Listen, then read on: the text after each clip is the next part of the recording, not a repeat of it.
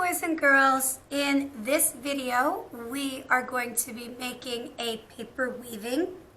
You will need the following items. You'll need a ruler, a pencil,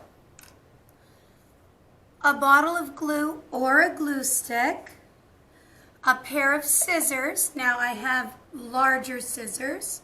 You'll probably want to use primary scissors if your child is going to cut the loom, and if you are going to cut the loom, you'll probably want to do it with adult scissors. And then strips of paper that are anywhere from 9 to 12 inches long and about an inch wide. So the directions begin with a hamburger fold. A hamburger fold, you hold your paper sideways, you line up the corners, and you simply run your hand along the edge to make the fold. Hamburger fold makes the paper short and wide like a hamburger. If I folded it the opposite way, it would be long and skinny like a hot dog. We don't want that fold. We want that nice hamburger fold. Now it's important to pay attention on which side of the paper you make this next line. You want it to be on the side that opens. So you're going to take your ruler, no matter how wide it is. If it's a skinnier ruler, that's fine. And you're going to trace and make a line with pencil. I'm not sure and confident that you're going to see that line with pencil. You do not want to do the line with a marker like me. The only reason I am doing that is so that you can see it on camera exactly where it is. You are going to keep your paper folded like this. There's no need to ruler these lines. You're going to make them about an inch apart. So if you've pre-cut your strips, you can use a strip and just eyeball it. It doesn't have to be perfect. And you're going to cut a nice straight line right down to the line that you've drawn, but not over. If you have a child that is having a hard time getting this concept, it's fine if the grown-up does it. I certainly wouldn't know either way.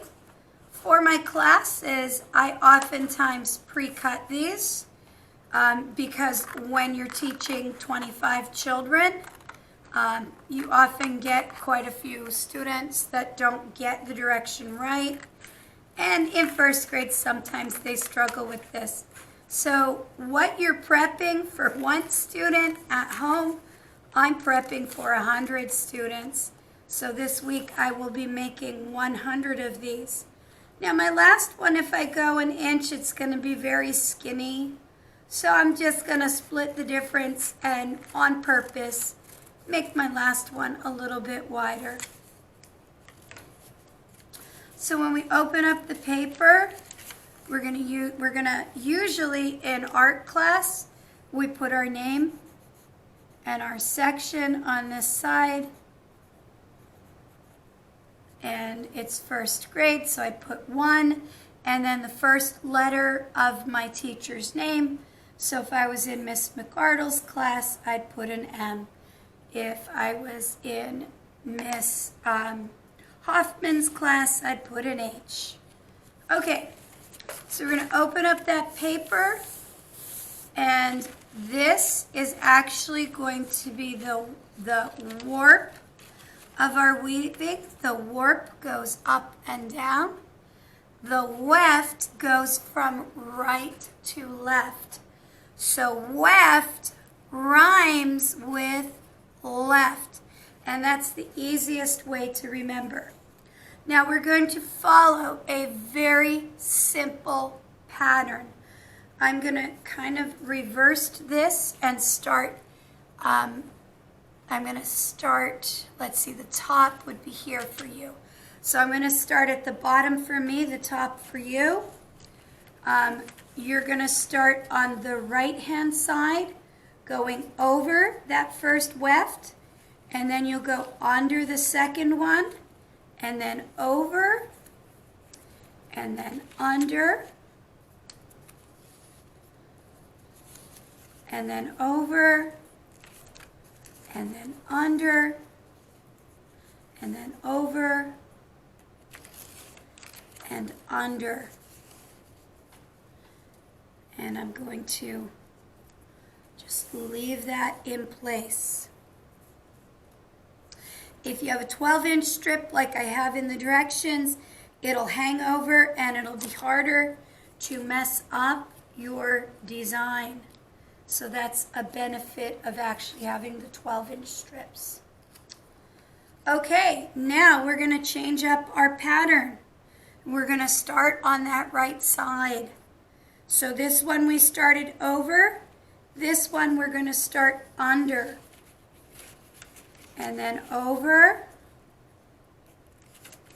under, over, under. I bet you could say it with me. Over, under, over, under. And I want to push that right up. And you see how it's starting to form kind of like a checkerboard pattern. I want that to be as straight in there as possible. So we're going to switch up our pattern again. Since we started at under, this time we will start over and then go under, over, under, over, under, over, under, over. This one's a little bit longer. I'm going to be honest, I keep my little scraps of paper when I have to cut paper, and I use them in these weavings. Okay, so here we have over, under, over. This one will start under. A common mistake people make is they'll skip one of these warps, and then their design starts to look like kind of wrong. And you'll see you can like slide this paper right up. If you do that, simply take your paper out and redo it. Since you have a learning coach, you have an adult right there that can check. When I do this in a classroom setting, sometimes it gets a little hairy because I've got 20 children that have patterns wrong. If your pattern is wrong and you see it, change it right away so that you don't have to take out more than one strip of paper. And you're going to continue to weave all the way down. Look at these beautiful fall colors that I've chosen for this one. It's really beautiful.